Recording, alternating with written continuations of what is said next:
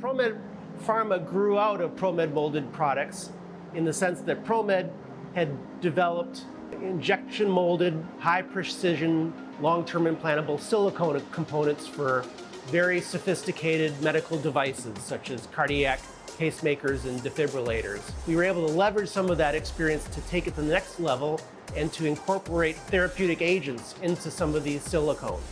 So one of our largest customers on the molded side approached us in the mid-2000s and asked if we'd be interested in making a drug device combination component. Building off that initial success, we've been able to branch out into a variety of other areas of drug delivery. Women's health, ophthalmology are two of our biggest areas, but we've worked on a variety of different things. Ear, nose, and throat applications.